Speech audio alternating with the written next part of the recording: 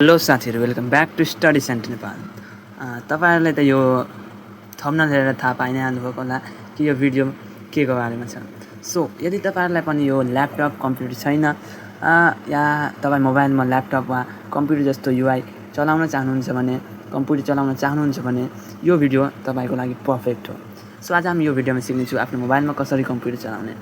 तर यहाँ बुझ्नुपर्ने कुरा के हो भने यो म पहिले नै क्लियर गरिदिन्छु कि यो मोबाइलमा फुल्ली सबै कम्प्युटरको फुल फिचर्स हामी एक्सेस गर्न सक्दिनँ।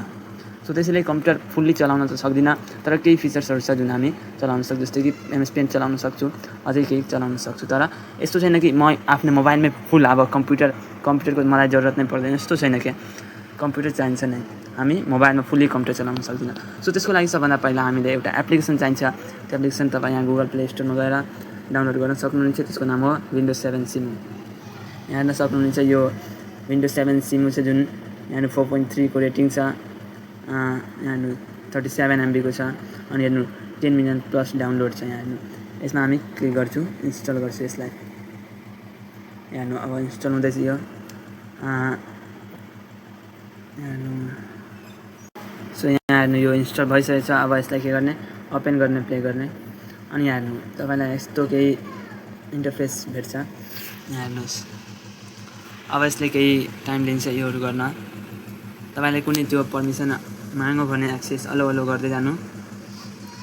यहाँ हेर्नु अब स्टार्टिङ विन्डो हुँदैछ। यहाँ हेर्नु अब तपाईँ यस्तो ल्यान्डस्केप मोडमा यो राख्न सक्नुहुन्छ मोबाइललाई। अनि हेर्नु click here to login as a guest. अब तपाईँ आफ्नो यहाँ एकाउन्ट लगइन गर्न सक्नुहुन्छ। यहाँ चाहिँ गेस्टबाट यस्तो कन्टिन्यू गर्न सक्नुहुन्छ। जस्तै म गेस्टबाट क्लिक गरेँ अनि यहाँ हेर्नु अहिले केही छैन। जस्तो कि हाम्रो विन्डो हुन्छ जस्तो कम्प्युटर हुन्छ त्यस्तै सेम यहाँ इन्टरफेस हेरिँदैछ।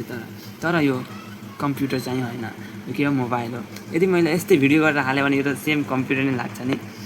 सो हेर्नु यहाँ तपाईँ फिचर्सहरू के एक्सेस गर्न सक्नुहुन्छ भने धेरै कुराहरू त छैन, तर यहाँ तपाईँ प्रोग्रामहरू हेर्न सक्नुहुन्छ। अल प्रोग्राम के छ हेर्नु। अब यस्तै गरी हेर्नु तपाईँ यहाँ कमान्ड प्रम्प्ट खोल्न सक्नुहुन्छ। जस्तो कि यहाँ हेर्नु कमान्ड प्रम्प्ट, यहाँ हेर्नु यस्तै मैले केही लेखेँ। यहाँ हेर्नु यसरी तपाईँ चलाउन सक्नुहुनेछ योहरू।